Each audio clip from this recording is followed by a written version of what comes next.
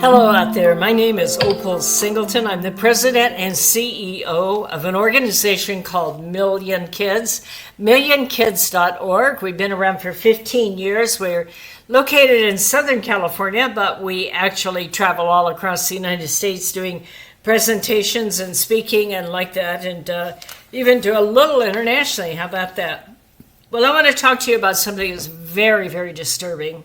But you need to know, I believe that every human being on the face of the earth, and especially in the United States, needs to understand this crime and do something about it. So the title of this particular program is The Double-Edged Crime Trend. And what we're going to look at is the connection of Asian and African scam centers and the violent sextortion of U.S. teenagers. And yes, they have a significant connection. And I believe that no young person, no child, no parent should ever go online again until you hear this podcast and you understand what is happening. So this particular podcast background, as I was doing my show prep, it started with an article that came out from Interpol. Well, that's like the CIA, the FBI of the United States. Interpol is that of Europe. And they are a global organization. The headline on this, Interpol releases new information on globalization of scam centers. Now, I have been following this for about a year and a half. And if you're on our newsletter list, which if you're not, shame on you, you need to get on it, okay? Because it will keep you informed on what is happening. But the idea of scam centers actually started about 15, 18 months, maybe 2 years ago. And so let me just give you an idea of what is happening here. So these basically started out of Southeast Asia. I myself spent 4 months living in Cambodia with an organization called Rafa International. Excellent organization, by the way. Anyway, so I had some understanding about what's going on in Southeast Asia, and I've traveled all over the world. But I have never really understood how significant this thing is and how much it has developed. And I assume that you probably have almost none of the understanding unless you've seen this somewhere in following our work. So what are we talking about a scam center?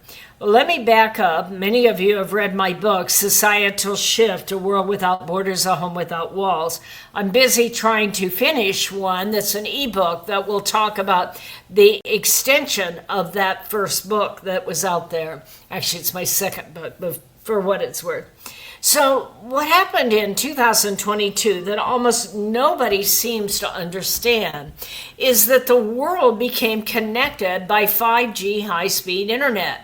We're all kind of aware of it. It was in the news and like that, but almost nobody really understood what that meant.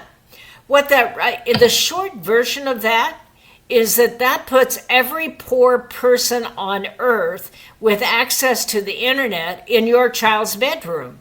And I'm not a radical, okay? I'm not here to take every child off the internet. Technology is not good or bad. You'll often hear me say it's like a car. You can take it to a university and get a degree, or you can take it to a strip club and get yourself in trouble. It's not the vehicle, it's not the car, it is how you teach the child to use the car. But what I don't see happening anywhere is for the internet safety programs, for the parent programs, for the youth group programs in church to understand and start to explain to young people what it means to live in a globally connected world. And Mom and Dad, you're going to find I'm rabid about this because your generation of kids is the first generation that will live in a world that is globally connected. They're the first kids on the face of the earth in all of history that can reach the entire world, and the entire world can reach them. And why this is not front page news, I don't know. But it doesn't stop there. You see, this global connection happened about the same time that several other technologies came out. Geolocation software, they know all about you. I remember reading one of the sextortion cases, and the young man said, "Mom, they had a picture of you and where you work. They had a picture of me and my bedroom." Their house had been posted on Zillow, for what it's worth. They knew everything about me. So not only is the world completely connected by internet, they can gather up all kinds of information about you, including using AI to do that. We have artificial intelligence so that they can modify images, they can pretend to be in other places, they can pretend to be anybody, or they can take your child's photo and that your child doesn't even have to send a nude. They can just take his head or her head and put a naked body on it and start to blackmail you. And the kid's going, "Mom, that's not me. You can go to school, that's not me." And everybody's laughing. They're not going to laugh too long, because every one of us will become a victim of this kind of thing. At the same time you have geolocation software and global connection, you have global money transfer. It used to be that if you were a criminal and you wanted to blackmail somebody, they had to go to Target to get a gift card. You don't get that now. Anybody, anywhere can buy a gift card online or use Zelle or PayPal or any of the others, the Bitcoin, and your kids were the first to get money transfer because of their video gaming. We have mass audience live streaming. Why does that matter?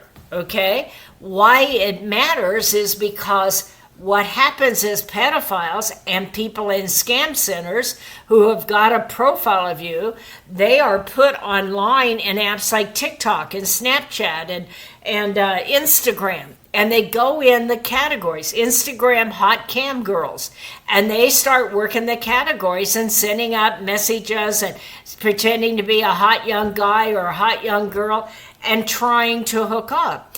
And so you hadn't thought about it, but when your child is on something like TikTok, they might be on there with 3 or 4 or 5 million other people. That's exactly how it happens. It's not like Facebook where you only have a few friends. You're in mass audience live streaming. And now we have artificial intelligence that can modify anything, that can create deep fakes. So all of this came together.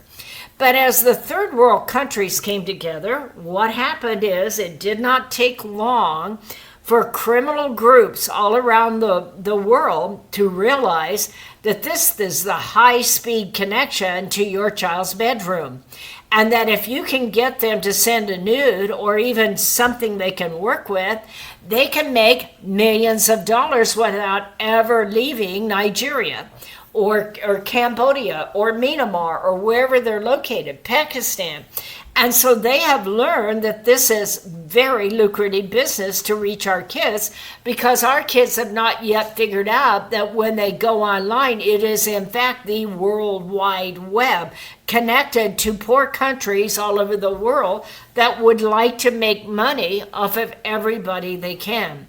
So what began to happen, and I've been reporting on this, but it's reaching outrageous levels, if you will, and that is why I wanted to talk to you about this news release that came out this last June 30th, so not very long ago, a couple of weeks ago.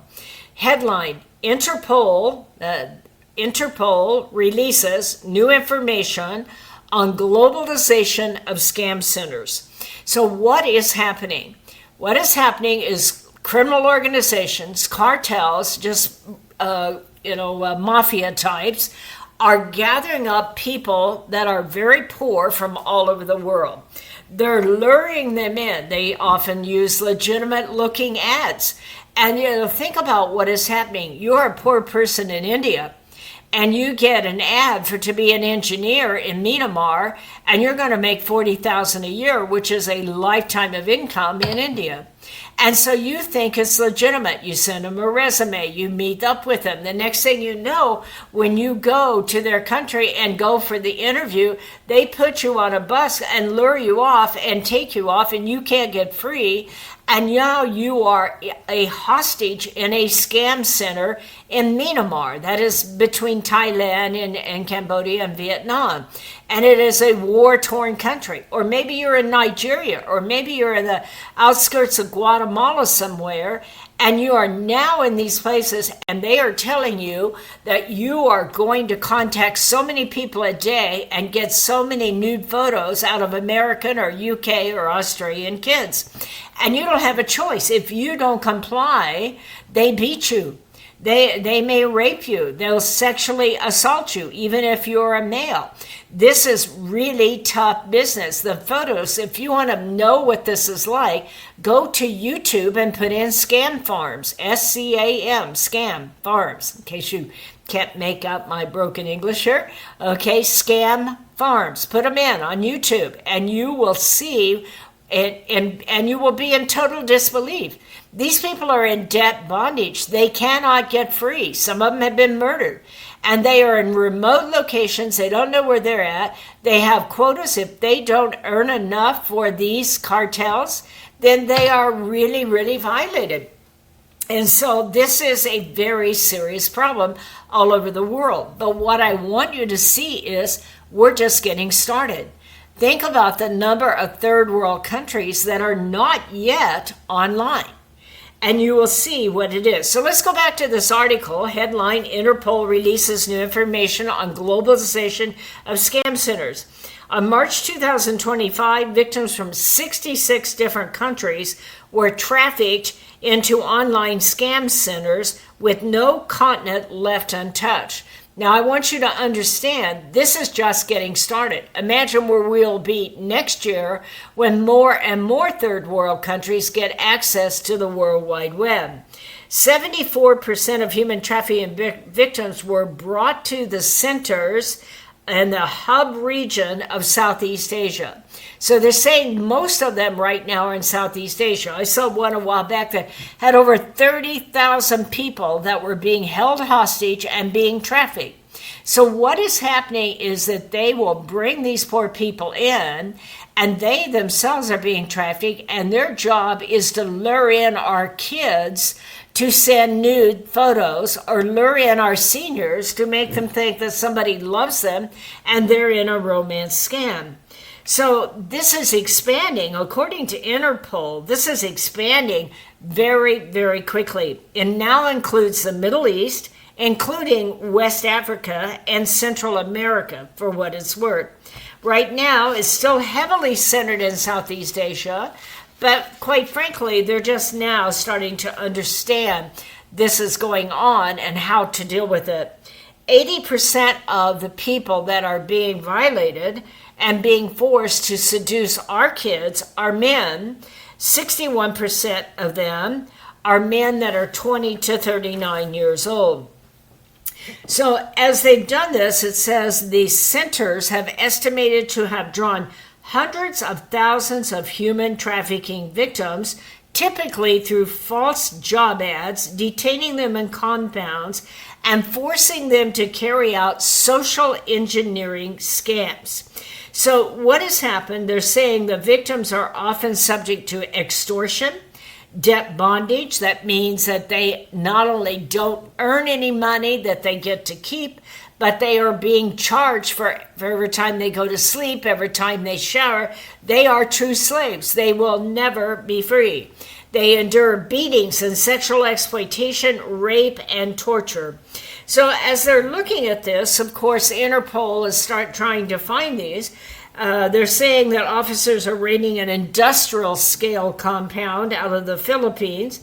Another one, they dismantled a scam center in Namibia where 86 youths were forced to conduct scams. Now, I don't know about you, but I didn't know where Nambia was, so I thought I'd better look it up. And it's on the west coast of South Africa. Extremely poor people live there, but now they have high-speed internet. So you would think that that would help them do better with their own lives, but instead of that, the cartels have taken over all of the access and are putting people online so that they look like a hot 14-year-old to our kids and try to get a nude photo in there. So as this is happening, it says the reach of online scam centers spans the globe and represents a dynamic and persistent global challenge. So if Interpol is able to get an article out like this, where in the heck is our country? And why is this not front page news? Why are there not a new documentary every week coming out about this so that our kids and our seniors understand what is happening? I'm in the middle of writing this ebook. I really want to get it done and get it out of here so that you all can read it. And hopefully you'll purchase it because we are going to use it to help fund the work of me and kids. But I really am just beside myself because when I understand where this is headed, I was doing some math here. Each one of these people, let's say they reach 10 people an hour trying to scam them, and they're forced to work a 10-hour day, that's 100 people. But if there's 30,000 people in that scam farm, that's 3 million people a day being approached. So why is this not like the most important discussion on the news every night? Why is our internet safety still around hacking and you be careful in the thing now? Because our kids do not yet understand that they are living on a globally connected world and what that enemy is going to look like. Let me share a tragedy with you, a story that is just hard to read.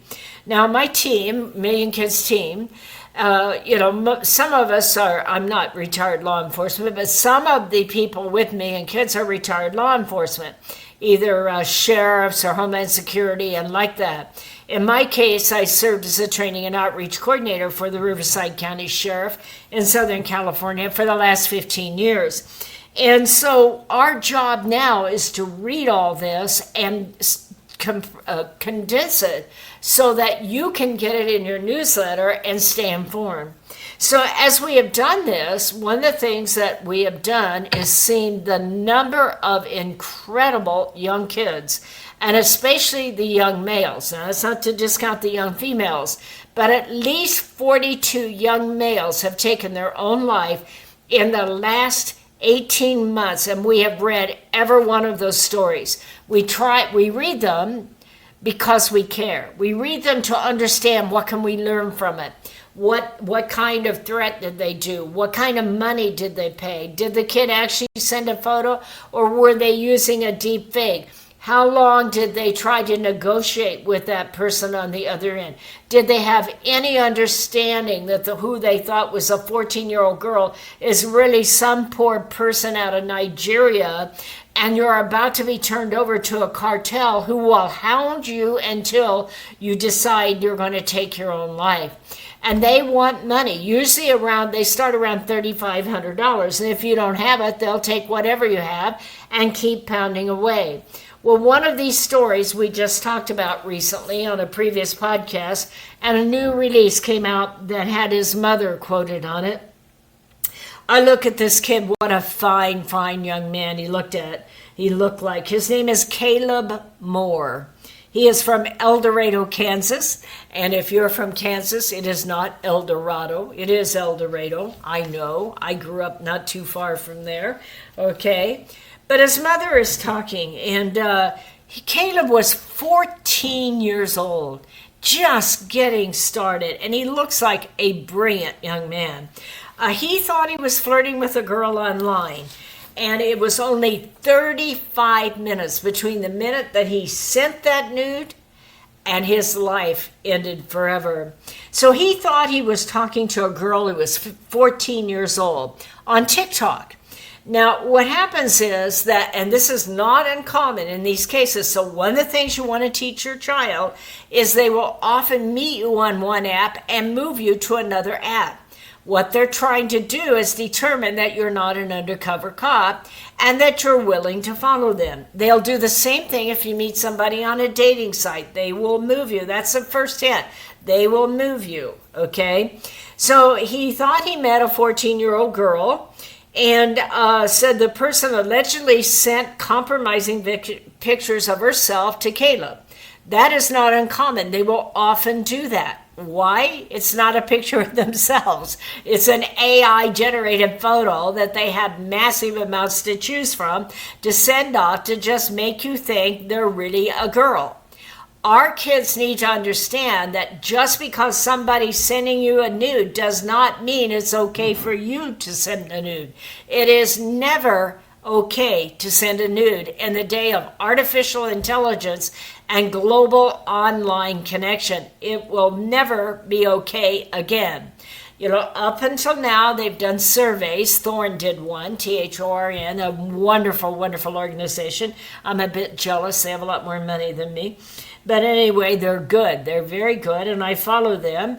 And one of the things they came up with is that a survey that said 1 out of 6 boys and 1 out of 7 girls will send a nude or have sent a nude online. Well, in this day and age, that's got to stop. You may have gotten away with it in the past, but we have artificial intelligence. They can take that photo and make it into absolutely anything to destroy your life. The less images you have online, the safer you are going to be. So here's Caleb, fine young man. He gets a photo and he sends one back fairly quickly in the conversation.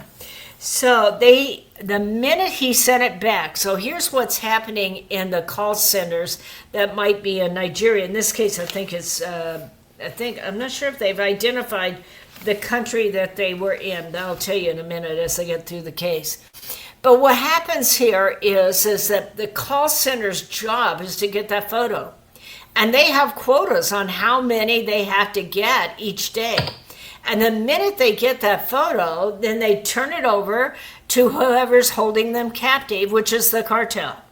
And almost immediately, this young person's life goes to hell in a handbasket. So what will happen is they will immediately start pouncing on you in ways you cannot even imagine. I remember one of the cases of a young man, Tevin Tobler, out of Idaho.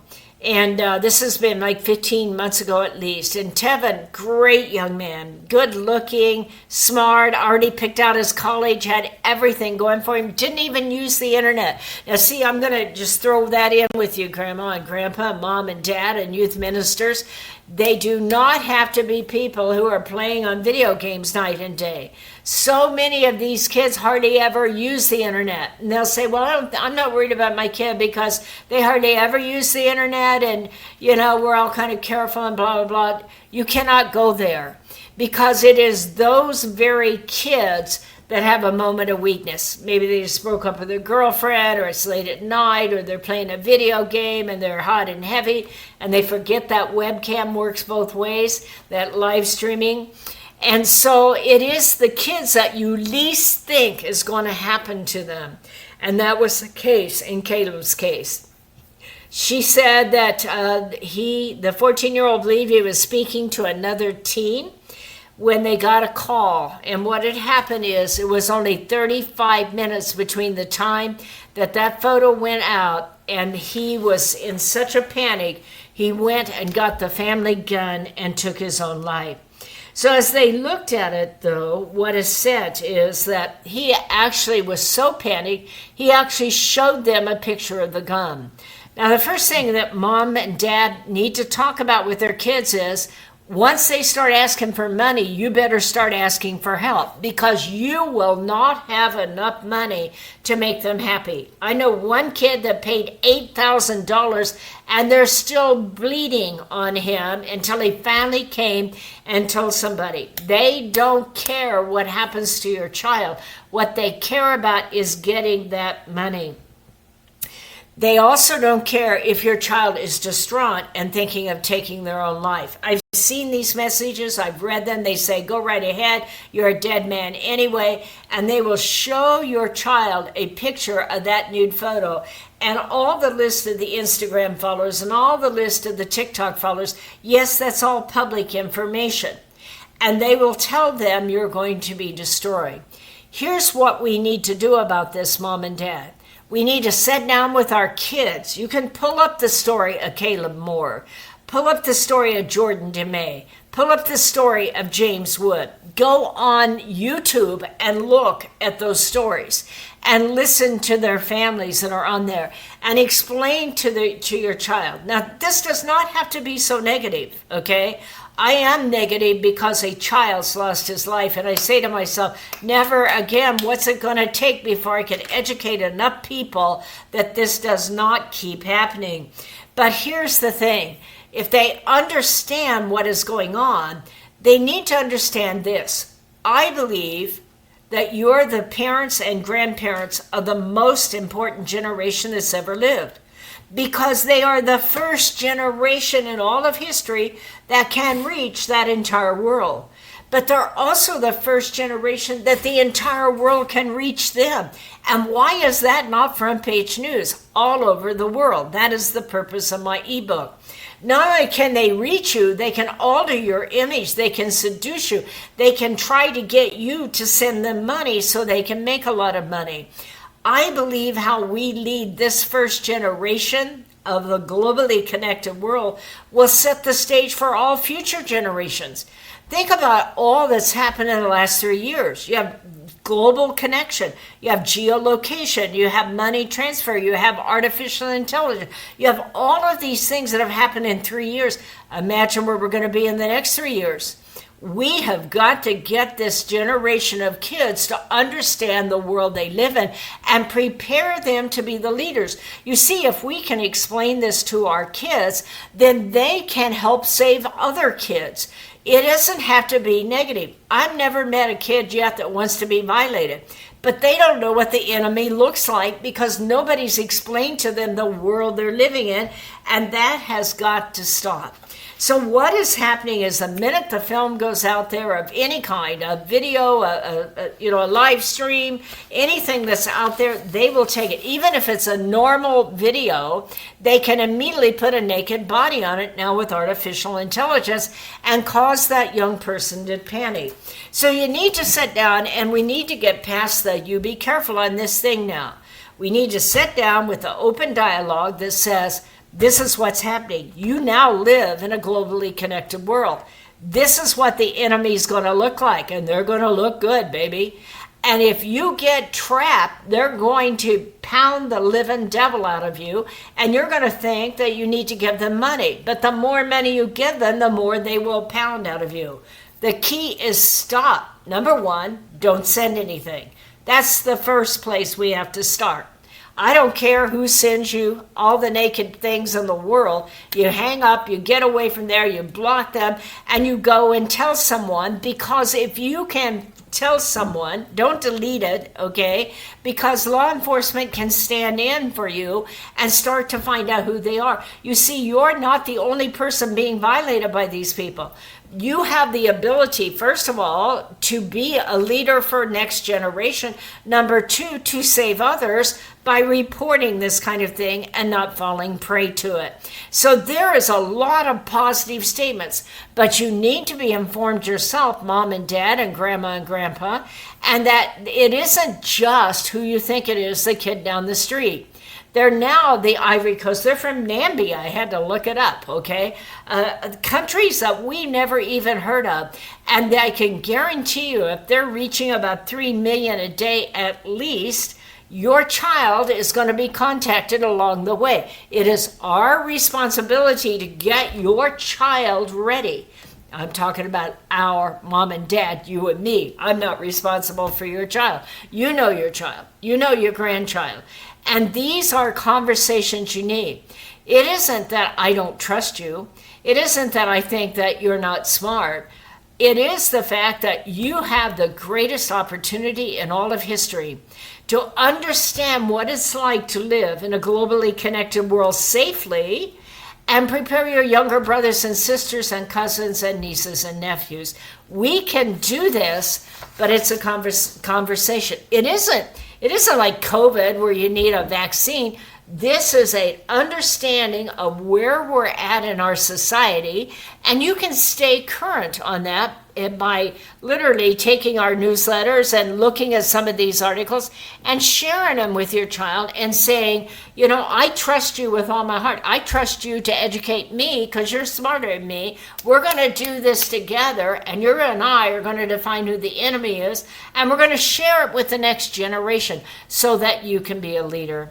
Well, I hope this has been very, very helpful. I know it has been very, very heavy. So be good to yourself tonight, okay? But I hope you'll continue to follow me and Kids on our newsletter. If you want to write to me, you can write to me at opal, O-P-A-L, at millionkids.org. I appreciate each and every one of you that support us financially. We can't do this without you. We are a 501c3 nonprofit with a good rating. We are very, very responsible, but we need those donations to be able to continue this kind of work. Thank you so much for listening. I hope that you will have a lovely day, a lovely evening. Put your arms around your family. Let them know how proud you are of them. Look at your spouse and tell them how important they are to you. And I'll see you the next time on our Million Kids Protect and Prevent podcast. Have a great time.